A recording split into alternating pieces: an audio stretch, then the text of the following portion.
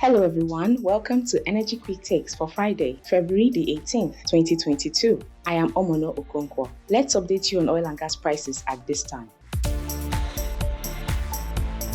The London Brent crude is trading at $92.30 USD per barrel, and natural gas is seen at $4.48 USD per MMBTU as of 5 a.m. GMT. If you are in Lilongwe, Malawi, you could buy a litre of gasoline for 1,150 Malawian kwacha. Also, those in Harare, Zimbabwe, could pay about 150 Zimbabwean dollar for a litre of gasoline. In headline energy news this Friday, the GMD at the Nigerian National Petroleum Corporation, Mele Kyari, told a committee of the lower chamber of the National Assembly that suppliers of gasoline with high levels of methanol will pay damages for causing the current fuel prices in the country. The acceptable methanol level is 2 to 3%, but the tainted supply had up to 20%. On Thursday, Niger, Algeria, and Nigeria signed Declaration of Niamey, which has put the $3 billion USD Trans-Saharan gas pipeline back on track. The 4,128 kilometers pipeline is expected to be completed by 2025. France-based Final Green and Hydroneo East Africa will collaborate to invest in some hydropower projects in Rwanda. Some of these projects include the Kavumu Hydropower Plant and the Rusizi Hydropower Project.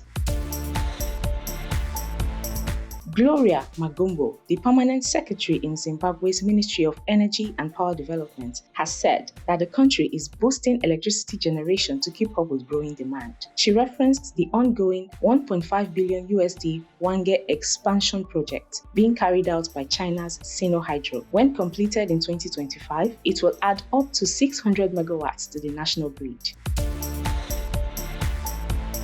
State-owned Cote d'Ivoire Energies has launched a call for tenders for the construction of the Cote floating solar power plants. The facility will be located in the Cote Dam Lake on the Bandama River with a capacity of 20 megawatts peak. The project is being financed by the French Development Agency.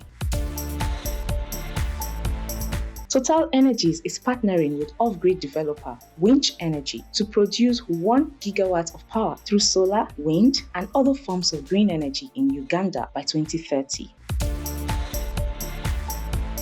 The French Development Agency has signed a €2.1 million financing agreement with Mauritius for the implementation of climate change mitigation and adaptation projects in Mauritius. The funding will be allocated in 2 parts.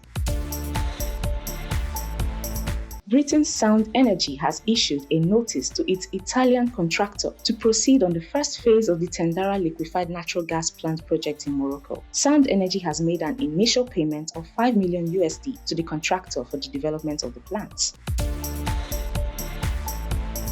Also in Morocco, the European Union will provide €1.6 billion to finance energy transition projects over the next 5 years. The agreement will increase the country's renewable energy share by 52% come 2050.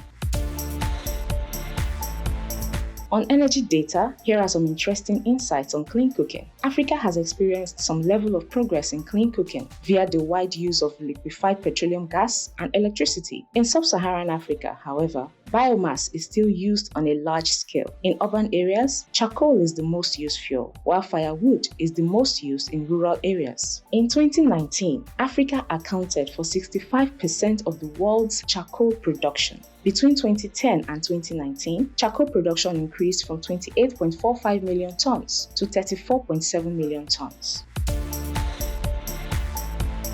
On Energy Quick Takes calendar, the Nigeria Oil and Gas Conference and Exhibition will hold at the International Conference Center in Abuja, the federal capital, from July 4th to July 7th, 2022.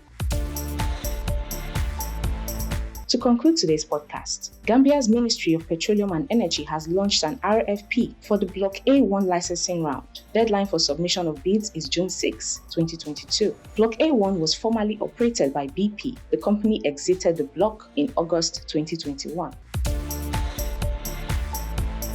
And that's it on today's episode of Energy Quick Takes. We thank you for listening. To listen to previous episodes of this podcast, please visit our website at frontierafricareports.com. The podcast is also available on Apple Podcasts, Amazon Music, Spotify, as well as Frontier Africa Reports social media accounts, YouTube, LinkedIn, and Twitter. You will also find me on LinkedIn at Omono Okonkwo. Bye for now, and have a wonderful weekend, everyone.